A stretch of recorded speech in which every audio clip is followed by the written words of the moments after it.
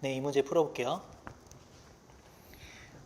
지문을 먼저 읽어보면 사실 진술로부터 당위 진술을 도출할 수 없다는 것을 명시적으로 주장한 인물은 휴미였다. 그의 주장은 논리적으로 타당하다고 할 수 있다. 그 이유를 이해하기 위해 일단 명제 P와 Q가 있는데 Q는 P로부터 도출될 수 있다라고 얘기를 하고 있죠. 이것을 가정해 보자. 그러면 이것부터 좀 우리가 논리적으로 생각을 해보면 Q는 P로부터 도출될 수 있다 라는 얘기는 P에서 Q를 도출할 수 있다는 말과 똑같아요. 그렇죠? 여기까지 이해되시죠? 그렇다면 P가 더 큰 범주에 있고 Q가 이 안에 들어간다는 얘기예요. P 안에 Q가 있으니까 P에서 Q를 도출할 수 있다. 이렇게 얘기를 하는 거거든요. 즉이라고 하니까 이제 같은 흐름이 이어져야 돼요. A가 B를 논리적으로 함축하는 경우를 생각해 보자. 여기서 논리적으로 함축한다라고 하니까 어떤 게 더 커야 돼요? A가 B를 논리적으로 함축한다. 그러면 A가 더 큰 범주에 있어야 되고 B가 이 안에 들어가야 되죠. 왜 그러냐면 A가 B를 다시 말해서 논리적으로 포함하고 있다 이렇게 얘기를 하고 있으니까 이 B가 더 작은 동그라미가 돼야 돼요. 그러면 연결을 해볼게요. Q가 뭐가 돼야 돼요? 그렇죠. B가 돼야 되고 A는 P가 돼야 돼요. 그래서 일단 10번 문제부터 한번 살펴보면 10번 문제의 정답은 이렇게 되죠. A가 P가 돼야 되고 B 자리에는 Q가 들어가야 된다. 그래서 적어볼게요. P, Q. P가 Q를 논리적으로 함축하는 경우를 생각할 수 있다. 이렇게 이제 볼 수가 있어요. 그래서 10번의 정답은 이렇게 볼 수가 있고요. 그래서 10번의 정답 다시 한번 확인하면 A가 P, 이 동그라미 B는 Q 이렇게 볼 수가 있는 거예요. 그래서 이런 식으로 생각을 하면 이 A와 B에 들어가는 알파벳을 맞출 수 있다 이렇게 볼 수가 있어요. 계속 볼게요. 비가 오고 구름이 끼어 있다는 비가 온다를 함축한다. 그러면 만약에 여기서 이해가 안 되면 이 가령은 예를 들어죠. 이 예시에서 우리가 다시 한번 이해를 해볼 수가 있어요. 이해를 해볼게요. 비가 오고 구름이 끼어 있다. 이 문장은 P라고 볼 수가 있어요. 왜 그러냐면 P 안에는 그렇죠? 비옴이라는 내용이 있고 구름김이라는 내용이 있어요. 이 끼어 있다는 비가 온다를 함축한다. 생각해 보세요. 비가 온다를 함축한다는 제가 논리적으로 포함시키고 있다. 이런 얘기와 똑같다라고 말씀을 드렸죠. 비가 온다를 포함한대요. 그러면 비옴이 여기 있잖아요. 비옴이 Q죠. 그래서 P 안에 Q가 들어있다. 이 내용하고 일치해요. 그래서 가령은 했던 얘기를 또 하는 거예요. 가령은 예를 들어 이런 얘기거든요. 그래서 했던 얘기를 또 한다. 여기서도 마찬가지 제가 말씀드렸죠. 예를 들어라는 말은 이 예시를 든다는 것은 위에서 추상적으로 얘기를 했던 것을 구체적으로 다시 한번 얘기한다. 보통 이제 구체적으로 설명하는 부분이 더 쉬워요. 그래서 여기서 이제 추상적으로 P와 Q를 가지고 얘기했는데 여기서는 이해하기가 더 쉽죠. 구체적인 문장으로 예시를 들고 있잖아요. 그래서 문장으로 우리가 보니까 진짜 안에 들어가죠. P 안에는 둘 다 들어갔는데 Q는 이 내용이니까 안에 쏙 들어가죠. 이렇게 생각을 할 수가 있는 거예요. 그래서 이 가령 이것을 이용해서 문제를 풀어도 된다라는 거죠. 이제 두 문장이 다음과 같이 결합되는 경우를 생각해 보자. 그래서 기억에 들어갈 말, 이게 이제 9번 문제인데 기억에 들어갈 말을 생각해 봐야 되는데, 비가 오고 구름이 끼어 있지만 기억이다 라고 얘기를 하고 있어요. 근데 이제 뒤에 내용을 보고 우리가 예상을 해야 되죠.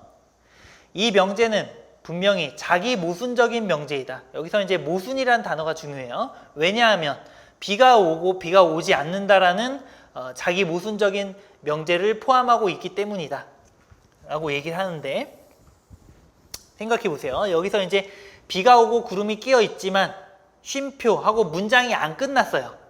그러면 지금 여기서 마침표가 있죠. 문장이 끝났죠. 그러면 이 한 문장 안에 비가 오고 비가 오지 않는다라는 내용이 들어가 있어야 돼요.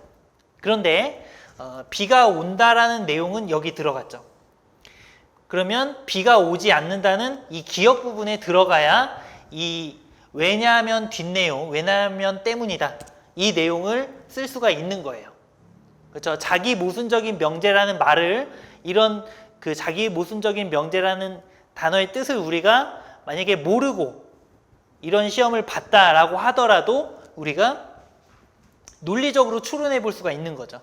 이 내용이 포함되어 있다, 이 내용에 이 내용 포함되어 있다. 그러면 비가 온다, 1:1 대응되죠? 그러면 이 문장에서 비가 오지 않는다는 내용은 없잖아요. 그럼 기억에 있는 내용이 기억에 들어갈 말은 비가 오지 않는다가 되는 거예요.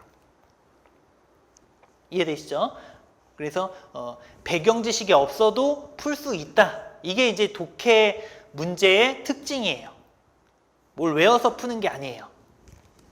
이해되시죠? 그래서 이 문제의 정답은 비가 오지 않는다, 이게 되는 거예요. 9번의 정답.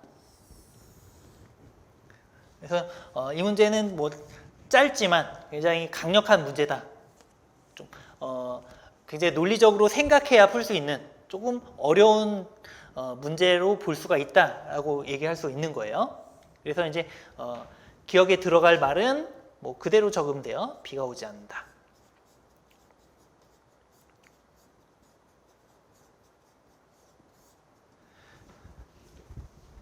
그리고 10번 정답은 이거예요. 아까 이제 제가 이제 그림을 그려서 설명을 드렸죠. A에는 P고 B에는 Q가 들어가야 된다 하는 거예요. 그래서 9번과 10번 네, 문제 여기까지 할게요. 네, 이 문제 풀어볼게요. 한 책에는 붕당의 분쟁에 관한 논설이 실려 있다. 여기서 질문을 하고 있어요. 왜 환극으로 이름을 삼았는가? 그런데 왜 질문한지 알아야 돼요.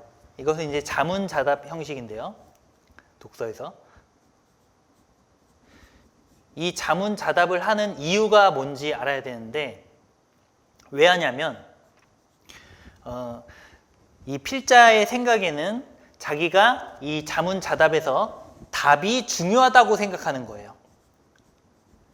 내 생각에는 이게 너무 중요해, 이렇게 생각하니까 스스로 질문을 하는 거죠.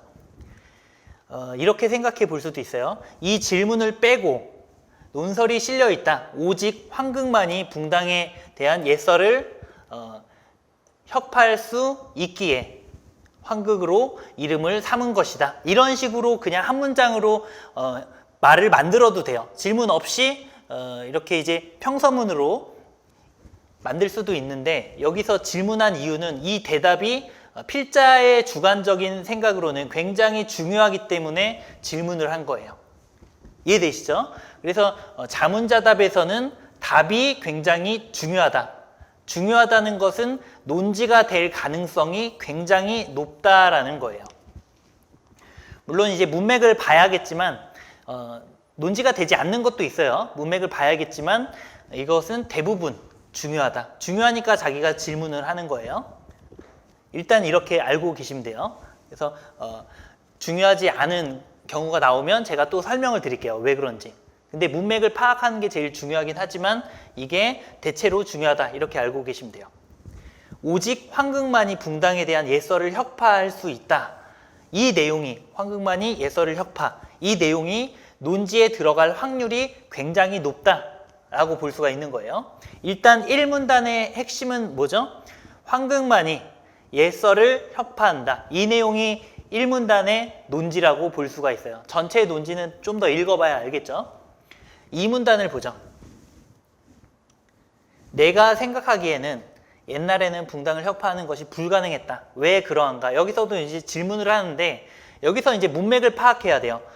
그러면 왜 그러한지 자기가 또 자문자답을 하는 건가? 라고 이제 오해를 하실 수도 있는데 제가 이제 아까 문맥이 또 중요하다고 말씀드렸죠. 1문단에서 이렇게 벌써 정해놨어요. 황극이 예서를 협파한다 라고 얘기했죠. 황극, 예설, 협파.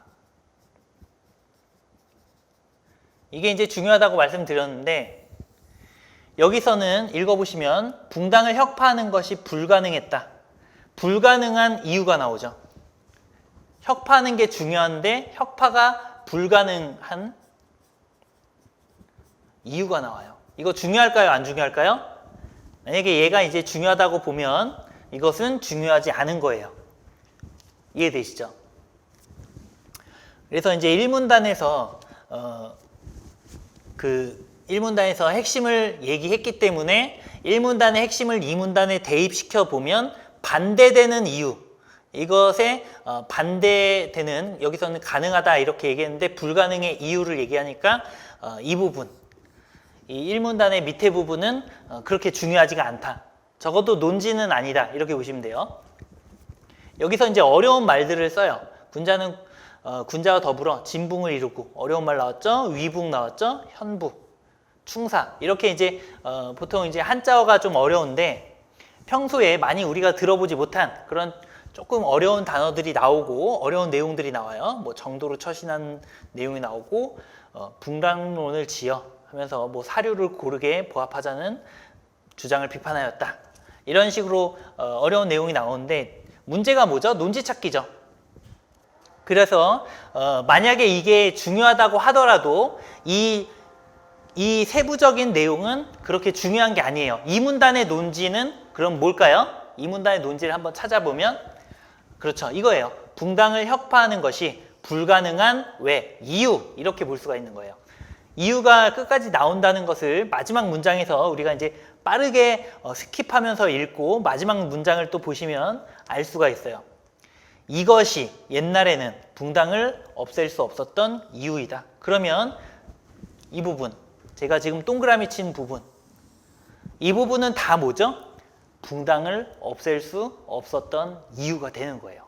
그래서 이 제가 동그라미 친 이 부분은 이 문단의 그 핵심 내용, 이 문단의 논지도 아니라는 거예요. 이건 넌 이 문단의 논지도 아니야. 그러니까 글 전체의 논지는 당연히 아니겠죠. 이 문단의 논지도 아닌데. 그래서 이 문단의 논지는 1문단은 이거고요. 1문단의 논지는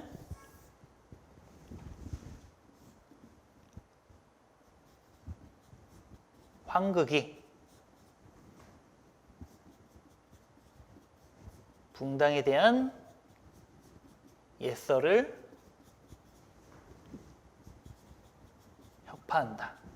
이 내용이고, 뭐 황극으로 이 이름을 삼은 이유, 이런 식으로 써도 되죠. 이게 이제 1문단의 논지고, 2문단은 옛날에는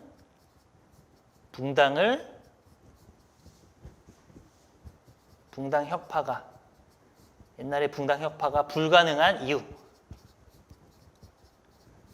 조사는 생략할게요. 이런 식으로 이 문단의 핵심이 나와요. 여기서 왜 그러한가? 이것이 붕당을 없앨 수 없었던 이유이다. 그럼 3문단을 보죠. 그러나 지금 붕당을 만드는 것은 군자나 소인이 아니다.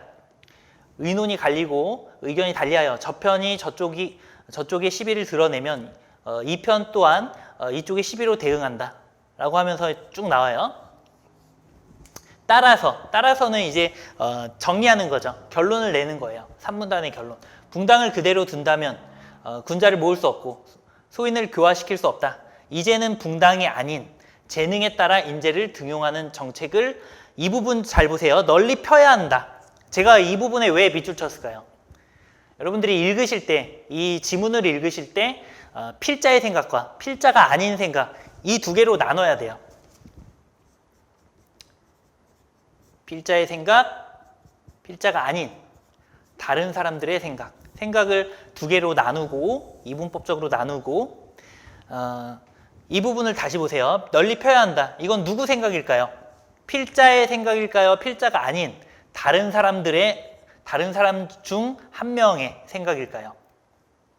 어디에 가까워요? 그렇죠. 누가 봐도 이건 필자의 생각이죠.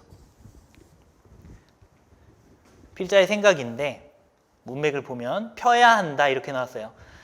뭐뭐야 한다, 어야 한다 이런 말 들어보신 적 있죠? 합격해야 한다, 어야 한다, 아야 한다, 해야 한다 이런 말은 주장하는 거예요. 그러니까 연결을 시켜보면 필자의 주장이 되죠. 펴야 한다. 제가 이제 논지를 좀 설명드리면 논지란 무엇인가 라고 이제 생각을 좀 해본다면 논지는 이 지문 위주예요. 지문 기준으로 봤을 때 필자의 생각, 필자의 의견, 필자의 주장 이런 것들이 논지예요. 물론 이제 필자의 생각이 명확하게 이런 글처럼 있으면요. 필자가 개입한다. 그러면 무조건 필자의 생각이 논지라고 볼 수 있는 거예요. 그래서 펴야 한다. 이제는 붕당이 아닌 재능에 따라 인재를 등용하고 등용하는 정책을 널리 펴야 한다. 이 문장이 이 지문의 논지가 될 수 있는 거죠. 그리고 논지가 될 수 있는 것 하나 더 있죠. 오직 황극만이 붕당에 대한 예설을 혁파한다. 이 문장이랑 이 문장 합치면 이게 정답이 되는 거예요. 이해되시죠? 그래서 이 내용과 이 내용이 둘 다 있어야 이것을 정답이라고 볼 수가 있다. 그래서 이 두 내용을 찾고 이걸 잘 합치면 되는데 정답 한번 볼게요. 합쳤는지 안 합쳤는지 제가 확인을 해보죠. 같이 볼까요? 붕당을 혁파하고 그렇죠. 여기서 황극만이 붕당을 혁파할 수 있다. 그러니까 뭐 조금 더 부연 설명하자면 황극으로 붕당을 혁파하고 유능한 인재를 등용하기 위한 정책을 펴야 한다. 그러면 이 부분 보세요. 붕당이 아닌 재능에 따라. 그러니까 재능에 따라 인재를 등용. 이 말과 유능한 이 말이 똑같은 거죠. 똑같은 말, 재능에 따라. 물론 재능에 따라 인재를 등용하기 위한 정책을 펴야 한다. 붕당이 아닌 재능에 따라 등용하는 정책을 펴야 한다. 이런 식으로 써도 맞아요. 제가 이제 약간 변형한 건데 어쨌든 여러분들이 이 문제를 풀었을 때 이 내용과 이 내용을 합쳐야겠다라고 생각하면 실제 시험에서도 문제를 잘 풀 수가 있어요. 왜냐하면 핵심을 잘 찾았기 때문에 이걸 잘 조합하면 되니까. 이해되시죠? 그래서 내가 지금 문제를 혼자 풀어봤는데 이 내용과 이 내용을 합쳤는지 특히 직접적으로 주장하는 펴야 한다. 이게 이제 더 중요한 문장이 돼요. 왜냐하면 필자가 직접 내 생각을 직접적으로 표현한 거기 때문에 이 부분보다는 이 부분이 훨씬 더 중요하다라고 볼 수가 있어요. 그 다음은 이 부분 중요하고요. 그래서 이게 필자의 생각이고 이게 논지구나 라고 생각했으면 문제를 잘 풀었다라고 볼 수가 있는 거예요. 평가 기준은 그거예요. 이런 이제 이 서술형 문제는 이 출제자가 생각하는 그 핵심을 잘 짚었냐 아니면 이 초점이 벗어났냐 어느 정도 벗어났냐 이거에 따라서 이제 점수를 주게 돼 있어요. 그래서 여러분들이 논지를 찾아라 그러면 논지를 찾는 방법을 배우셔야 되고요. 저한테 배우셔야 되고 그 다음 연습을 좀 하시면 돼요. 모든 건 이제 많이 연습할수록 늘 수밖에 없어요. 그래서 뭐 정답보다는 이런 방법들 필자의 생각, 필자가 아닌 생각 주장하는 글인가 누구의 주장인가 이런 것들을 파악하는 게 이 관건이라고 볼 수가 있어요. 그래서 32번 문제는 제가 답은 보여드렸죠. 답은 답은 이거고요. 여기까지 설명을 할게요.